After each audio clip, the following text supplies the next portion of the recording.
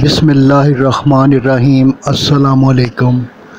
پارہ 22 سورہ احزاب، رکوع نمبر 6۔ فرمایا، اے ایمان والو، اللہ کو کثرت سے یاد کیا کرو اور صبح و شام دل سے اس کی تسبیح کو اپنا ورد بناؤ۔ اللہ نے اپنی رحمتیں یعنی آیات نازل کیں اور تمہیں جہالت کی تاریکیوں سے نکالا۔ وہ ایمان والوں پر مہربان ہے۔ فرمایا، ہم نے آپ کو دنیا میں سب کے اوپر گواہ، اچھوں کو خوشخبری اور بدکاروں کو ڈرانے والا اور اللہ کی طرف بلانے والا، روشنی پھیلانے والا چمکتا چراغ بنا کر بھیجا ہے۔ فرمایا کہ غیر مدخولہ کی طلاق کے لیے عدت نہیں ہے۔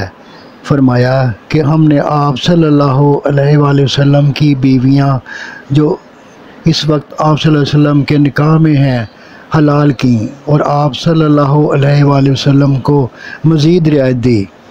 رکوع نمبر 7۔ فرمایا کہ آپ صلی اللہ علیہ وآلہ وسلم کے گھر بے باکی سے نہ جایا کرو۔ اگر تمہیں دعوت ملے تو عین وقت پر جا کر کھانا کھا کر فوراً اٹھایا کرو۔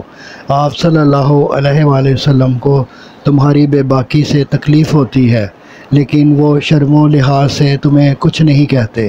فرمایا کہ امہات المومنین سے نکاح جائز نہیں، بڑا گناہ ہے۔ پردہ کے مزید احکام آئے اور رسول اللہ صلی اللہ علیہ وسلم پر درود و سلام بھیجنے کا حکم دیا گیا۔ فرمایا کہ آپ صلی اللہ علیہ وآلہ وسلم کا احترام نہ کرنے والوں پر دنیا اور آخرت میں اللہ کی لعنت اور عذاب ہے۔ رکوع نمبر 8۔ فرمایا کہ مسلمان عورتوں کے لیے لازم ہے جب کسی ضرورت کے لیے گھر سے نکلیں تو چادر کا ایک حصہ سر سے چہرہ پر نیچے تک لٹکا لیں تاکہ ان میں لونڈیوں اور بانڈیوں میں فرق کرنا آسان ہو۔ فرمایا کہ لوگ آپ صلی اللہ علیہ وآلہ وسلم سے قیامت کی تاریخ پوچھتے ہیں، کہہ دیں کہ اس کا علم اللہ ہی کو ہے، لیکن اس کا انکار کرنے والے دوزخ کا ایندھن بنیں گے۔ رکوع نمبر 9۔ فرمایا کہ اللہ سے ڈرو اور سچی بات کہو، اللہ تعالیٰ تمہارے کام سنوار دے گا، اور جو کوئی اللہ اور رسول کے بتائے ہوئے راستے پر چلا اسے بڑی کامیابی ملی۔ فرمایا کہ عہد و پیمان ایک امانت ہے جس کی حفاظت اور نگہبانی ہر انسان کے ذمہ واجب ہے، اور اس سے بے پرواہی کرنے والے سزا کے مستحق ہیں۔